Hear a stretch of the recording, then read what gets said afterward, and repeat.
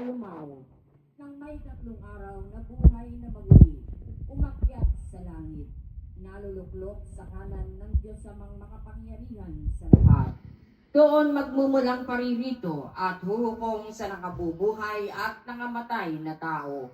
Sumasampalataya naman ako sa Diyos Espiritu Santo, sa banal na simbahang katolika, sa kasamahan ng mga banal, sa kapatawaran ng mga kasalanan, sa pagkabuhay na muli na nangamatay na tao, at sa buhay na walang hanggan. Amen. Mahal ko mga kapatid, lumapit tayo sa ating Diyos Ama upang maging ganap ang kanyang paghahari at kalooban dito sa ating bayan, gaya ng sa langit. Buong pagpapakumbaba tayong manalangin.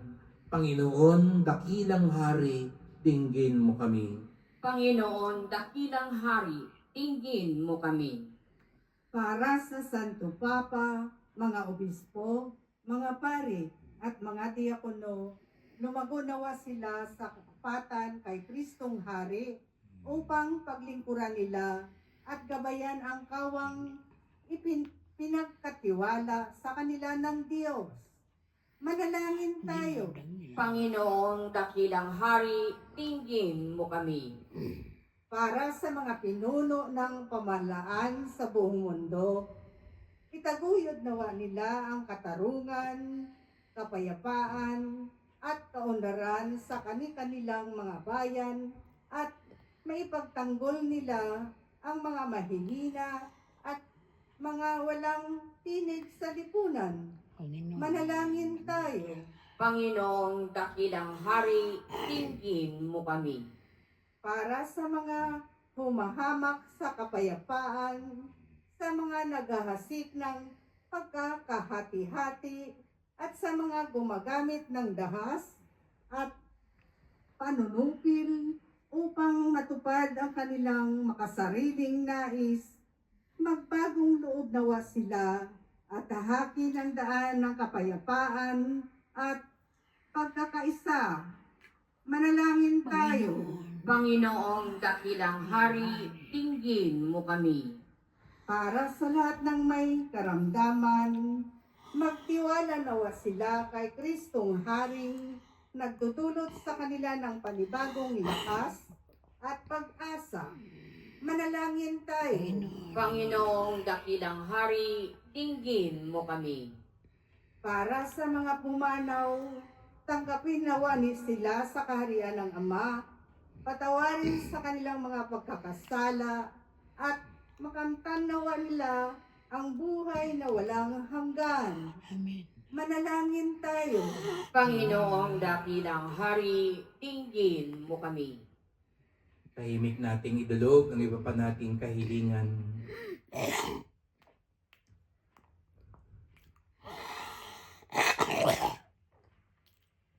Diyos Ama, itulog mo kaming maging mga tapat na alagad ni Kristong aming tagapagligtas at hari.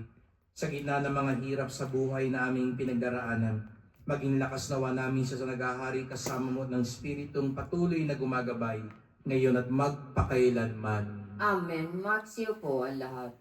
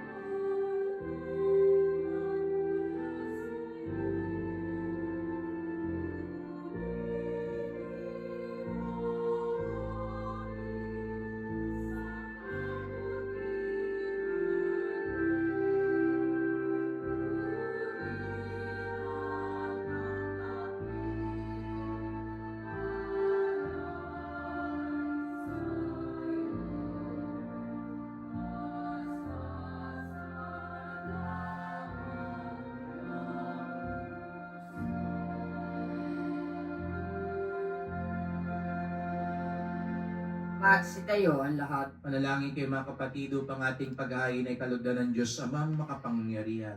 Tanggapin nawa ng Panginoon itong paghahain sa iyong mga kamay, sa kapurihan niya at karangalan, sa ating kapakinabangan at sa buong sambayaran niyang banal. Ama naming lumikha, sa paghahain namin ng mga alay, sa pagkakasundo ng sangkatauhan, iniluluhog namin ng iyong anak nawa ay magbigay ng mga kaloob na pagkakaisa at kapayapaan.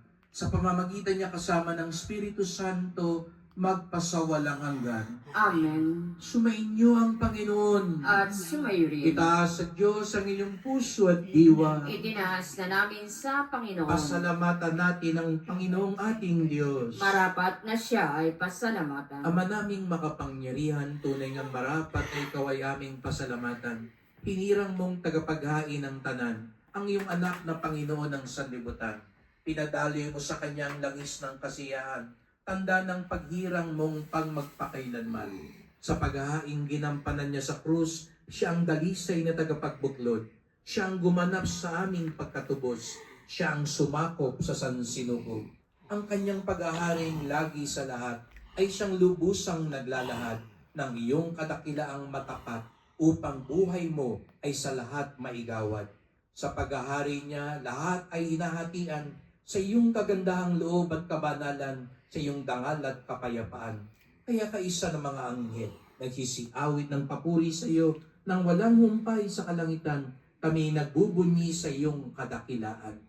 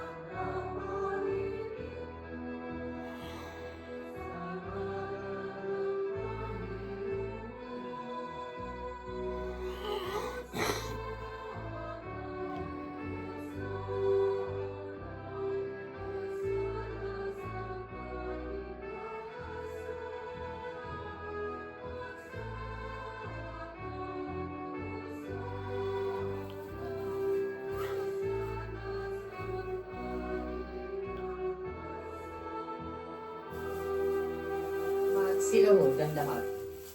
Ama naming banal, ikaw ang bukal ng tanang kabanalan. Kaya sa pamamagitan ng Espiritu, gawin mong banal ang mga kaloob na ito, upang para sa amin maging katawan at dugo ng aming Panginoong Jesucristo. Bago niya pinagtiis ang kusang loob na maging handog, nawa kanyang tinapay, pinasalamatan kanya. Pinaghati-hati niya ito, diniabot sa kanyang mga alagad at sinabi, tanggapin ninyong lahat ito't kanin. Ito ang aking katawan na ihandog para sa inyo.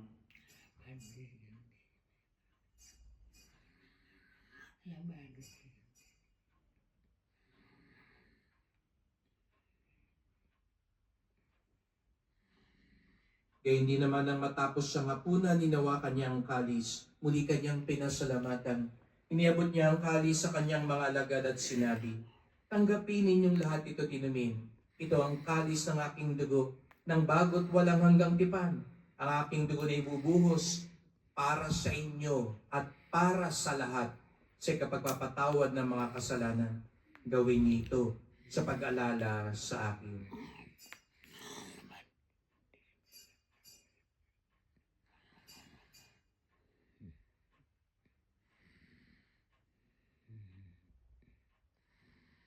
Magsitayo ang lahat. Ipagbunyi natin ang misteryo ng pananampalataya. Si Kristo'y namatay, si Kristo'y nabuhay, si Kristo'y babalik sa wakas ng panahon. Ama, ginagawa namin ngayon ang pag-alala sa pagkamatay at muling pagkabuhay ng iyong anak. Kaya dinalay namin sa iyo ang tinapay na nagbibigay buhay at ang kalis na nagkakaloob ng kaligtasan.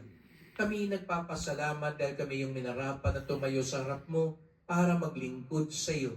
Sinasamo namin kaming magsalo-salo sa katawan ng dugo ni Kristo ay mabuklod sa pagkakaisa sa pamamagitan ng Espiritu Santo.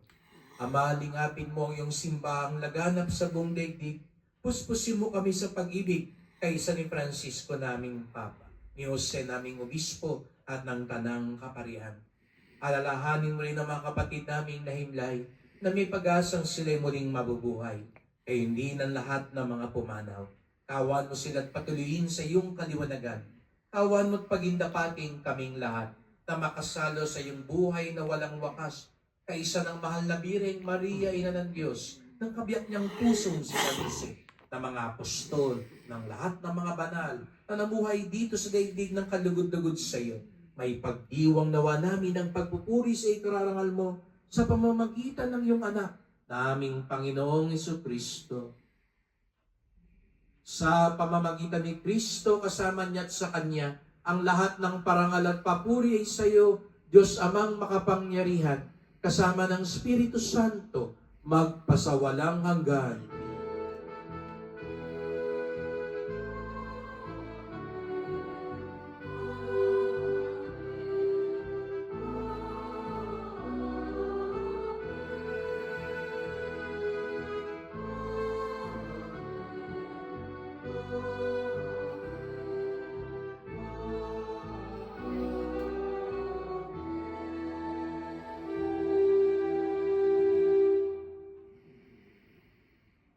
Bilang pinaghaharian ni Jesus Nazareno, sama-sama tayo ngayon tumawag at umawit sa ating Ama sa Langit.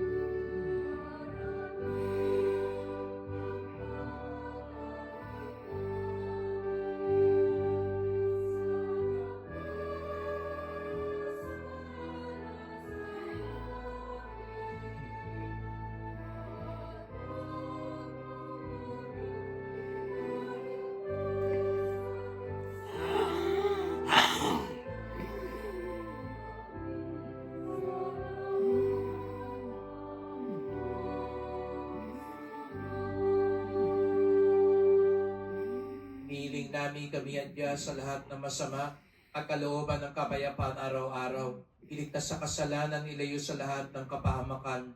Samantalang aming pinananabikan ng dakilang araw ng pagpapahayag ng tagapagligtas namin si Jesucristo. Sapagkat iyo ang kaharian at ang kapangyarihan at ang kapurihan magpakailanman. Amen. O Panginoong Jesucristo, sinabi mo sa iyong mga apostol at ngayon sinasabi mo sa aming lahat dito, kapayapaan ang iniiwan ko sa inyo. Ang aking kapayapaan ay binibigay ko sa inyo. Tungayan niyo pong aming pananampalataya, huwag pong aming mga kasalanan. At pagkalooban kami ng kapayapaan at pagkakaisa ayon sa iyong kalooban, kasama ng Espiritu Santo, magpasawalang hanggan. Amen. Ang kapayapaan ng Panginoon ay laging sumainyo. At sumayo rin. Pagbigayan tayo ng kapayapaan ni Kristo sa isa't isa.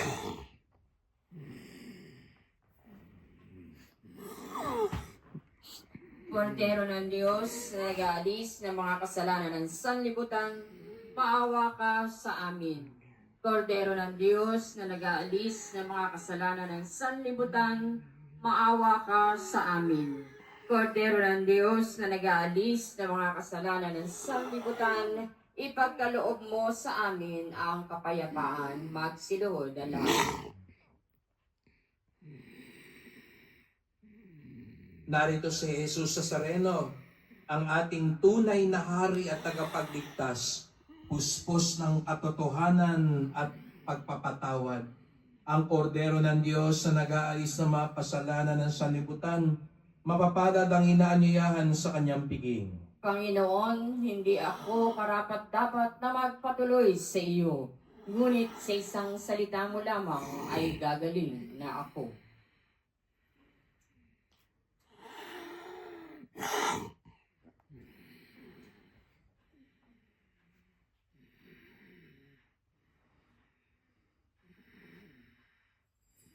Para sa lahat ng tatanggap ng banal na komunyon, sasagot po tayo ng amen pagkasabi ng pari o ng lay minister ng katawan ni Kristo at isubo agad sa bibig bago umalis sa harapan ng pari o lay minister.